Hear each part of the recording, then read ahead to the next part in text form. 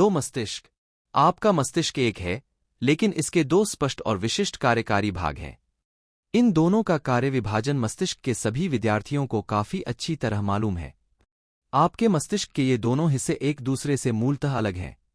इन दोनों के अपने विशिष्ट गुण और शक्तियां हैं, जो एक दूसरे से अलग हैं।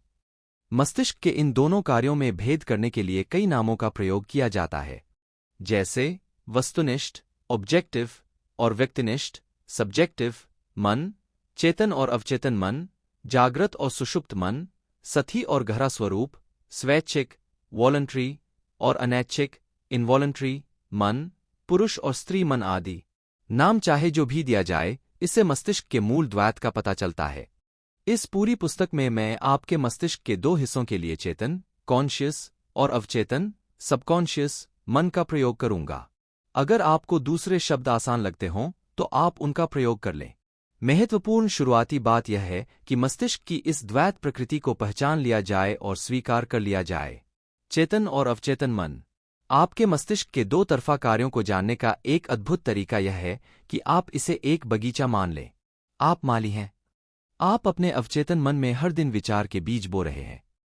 ज्यादातर समय आपको यह एहसास ही नहीं होता है कि आप ऐसा कर रहे हैं, क्योंकि बीज आपकी आदतन सोच पर आधारित होते हैं। जैसा आप अपने अवचेतन मन में बोते हैं, आपको अपने शरीर तथा परिस्थितियों में वैसी ही फसल काटनी पड़ती है। कल्पना करें कि आपका अवचेतन मन उपजाऊ मिट्टी है, जो सभी तरह के बीजों की उगने में मदद करेगी, चाहे वे अच्छे हों या बुरे। अगर आप कांटे बोते हैं, तो क्या आपको अंगूर मिल सकते हैं? अगर आप कंटीली झाड़ियां बोते हैं, तो क्या आपको अंजीर की फसल मिल सकती है? हर विचार एक कारण है और हर परिस्थिति एक परिणाम है। इसी वजह से यह अनिवार्य है कि आप अपने विचारों पर नियंत्रण करें। सिर्फ इसी तरह इच्छित परिस्थितियां मिल सकती हैं। इसी समय शांति, खुशी, सही कर्म, सद्भावना और समृद्धि के विचारों के बीज बोना शुरू कर दें। शांति और विश्वास से इन चीजों के बारे में सोचें। अपने चेतन तार्किक मन में इन्हें पूरी तरह स्वीकार करें। इन अद्भुत विचार बीजों को अपने मस्तिष्क के बगीचे में बोते रहें, आपको बहुत बढ़िया फसल मिलेगी। जब आपका मस्तिष्क सही तरीके से सोचता है, जब आप सच्चाई समझ लेते हैं, जब आपके अवचेतन मन तक पहुंचे विचार सृजनात्मक, सद्भावनापूर्ण और शांतिपूर्ण होते हैं, तो आपके अवचेतन की जादुई कार्यकारी शक्ति प्रतिक्रिया करेगी। यह उस विचार के लिए आवश्यक परिस्थितियों और उचित माहौल का निर्माण कर देगी। अपनी विचार प्रक्रियाओं को नियंत्रित करने के बाद आप किसी भी समस्या या मुश्किल में अपने अवचेतन मन की शक्तियों का प्रयोग कर सकते हैं। वास्तव में आप जानबूझकर हुए उस असीमित शक्ति और अटूट नियम के साथ सहयोग कर रहे हैं, जो सभी चीजों पर लागू होता है। अपने चारों तरफ देखें। आप चाहे जहां रहते हों, आपकी सामाजिक स्थिति चाहे जैसी हो, आप देखेंगे कि अधिकांश लोग बाहर की दुनिया में जीते हैं। बहरहाल, ज्यादा ज्ञानी लोग अपने अंदर की दुनिया में जीते हैं। उन्हें यह एहसास है, जो आपको भी होगा, कि अंदर की दुनिया से ही बाहर की दुनिया उत्पन्न होती है। आपके विचार, भावनाएं और सपने आपके अनुभव के जनक हैं। आंतरिक मन ही एकमात्र रचनात्मक शक्ति है। बाह्य संसार में आपको जितनी भी चीजें मिलती हैं, वे सभी आपने अपने मन के अंदरूनी संसार में उत्पन्न की हैं, चाहे आपने यह काम सचेतन रूप से किया हो या अचेतन रूप से।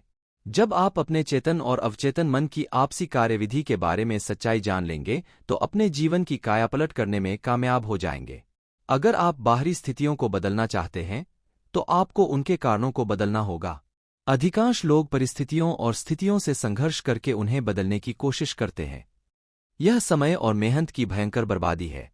वे यह नहीं देख पाते हैं कि ये स्थितियां और परिस्थितियां किसी कारण से उत्पन्न हुई हैं।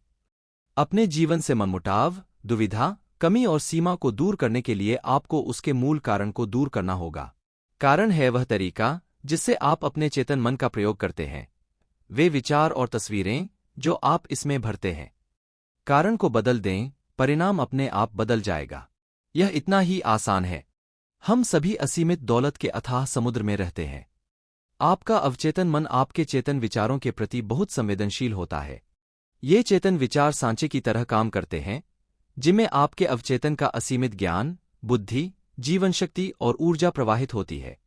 अगर आप सांचे को अधिक सकारात्मक बना दें, तो आपको इस असीमित ऊर्जा से अधिक लाभ हो सकता है।